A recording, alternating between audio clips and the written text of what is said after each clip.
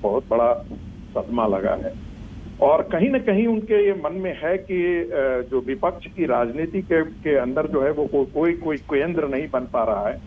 ऐसा संभव है, ये मेरा आकलन है, एक राजनीतिक विश्लेषक के नाते ये मेरा आकलन है कि कहीं न कहीं वो जरूर चाहते हैं कि जातीय विमर्श को फिर से बिहार की राजनीति में खड़ी की जाए, जो उनको शायद वो समझते हैं कि उनमें शायद उनका राजनीतिक भविष्य फिर से चमक उठेगा। इसके अतिरिक्त मुझे और कोई कारण नहीं दिखता है। नतीजा यही है कि आप देखेंगे कि चूंकि ओबीसी आरक्षण का मामला जो है, ओबीसी को निर्णय करने का मामला सारे क्षेत्रीय राज्य सरकारों को दे दिया गया है, तो इसका नतीजा ये निकलेगा कि सारी क्षेत्रीय पार्टियां जातीय राजनीति को और धारदार बनाएगी और तेज करेंगी। और मुझे लगता है कि यदि जातीय विमर्श में भारतीय जनता पार्टी फंसती है तो भारतीय जनता पार्टी को राजनीतिक नुकसान ज्यादा होगा और नीतीश कुमार कहीं ना कहीं यही दाव चलना चाहते हैं। मुझे लगता है भारतीय जनता पार्टी को संभल करके रहना चाहिए। बीजेपी के नेता भी आपकी जानकारी के लिए आज गए थे जब प्रधानमंत्री से ये मुलाकात हो रही थी। कौशल कांत मिश्रा की आवाज जुड़ी क्या? मिश्रा जी, आवाज आ रही है? क्या दिक्कत है जाति जनगणना में? वो कह रहे हैं कि हाँ जी अंजना, हाँ बोलिए। अंजना जी, मैंने दो वक्ताओं की बात सुनी। एक तिवारी जी, उन्होंने अमीरी गरीबी की बात की और उन्होंने हर आदमी ने एक बात को कहा, जाति एक सच्चाई है। मैं भी मानता हूं जाति एक सच्चाई है, लेकिन उसी सच्चाई के साथ जुड़ी हुई कुछ प्रॉब्लम है।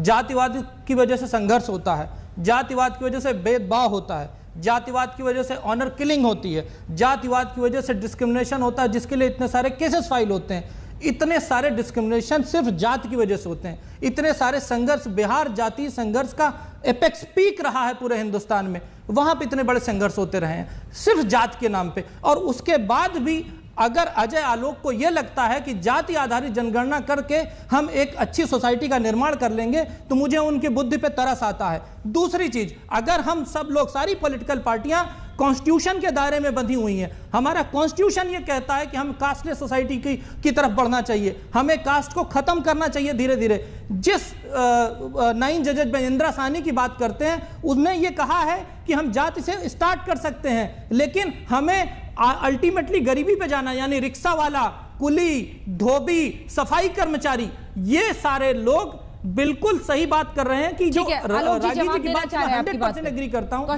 यही आप ही की बात पर जवाब दे रहे हैं, सुन लेते हैं जवाब। मैं अपनी बात कंप्लीट कर लूं। कर लीजिए।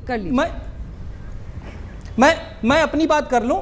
यही हाल वीपी सिंह का हुआ था जब उन्होंने मंडल कमीशन लाया था। वो कुछ दिनों के प्रधानमंत्री बने, उसके बाद वो खत्म हो गए।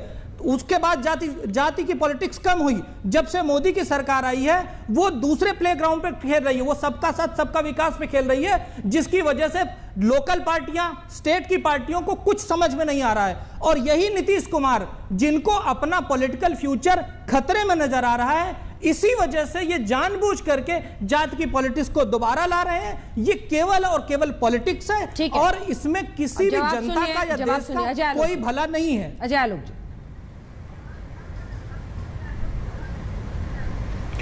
अंजना जी, सबसे पहले तो संगीत रागी जी और कौशल जी दोनों का एक विषय मैं क्लियर कर दूं, और मेरी बुद्धि पे तरस बाद में खाइएगा। पहले थोड़ा सा नीतीश कुमार के बारे में जान लीजिए कि नीतीश कुमार जिस राज्य के 15 वर्षों से मुख्यमंत्री हैं, यहाँ से केंद्रीय मंत्री रहे, 5-5 बार सांसद रहे, नीतीश कुमार की जाति की संख्या इस राज्य में मात्र 2% है। जात की राजनीति करके नीतीश कुमार यहाँ तक नहीं पहुंचे हैं। और अगर आपको इस जातिगत जनगणना सर बिना कास्ट सेंसस नहीं मानना है तो आप मत मानिए, आप बिल्कुल स्वतंत्र हैं। मैं आपको फोर्स नहीं कर रहा हूं। अब एक मिनट सुनिए ना, मैं आपको बीच में नहीं रोका। जब आप इतना अच्छा ज्ञानवर्धन दे रहे थे, मैंने आपको नहीं टोका, तो कृपया करके सुनिए, बात समझने की कोशिश कीजिए। जातिगत जनगणना एक ऐसा छत्ता है, समझे, जिसमें सारे के सारे राजनीतिक दल को आना ही पड़ेगा। और इस छत्ते की क्वीन बी, जिसको कहते हैं ना रानी,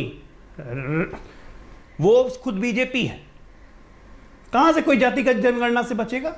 क्यों मिश्रा लगाते हैं अपने नाम के आगे? मेरे तरह अजय आलोक की जगह कौशल कांत रखिए ना। जाति का संबोधन करना अच्छा लगता है। आप लोग जैसे सवर्णों के कारण इस जातिगत जनगणना को अगड़ा बनाम पिछड़ा किया जा रहा है। जब मैंने आपको समझाया कि 1931 से 43 तक सवर्णों की क्या स्थिति थी और आज क्या स्थिति है, उस पर तो आप कुछ नहीं बोल रहे हैं, उस पर आप चुप हो गए। जातिगत जनगणना इसलिए जरूरी है कि कौन आदमी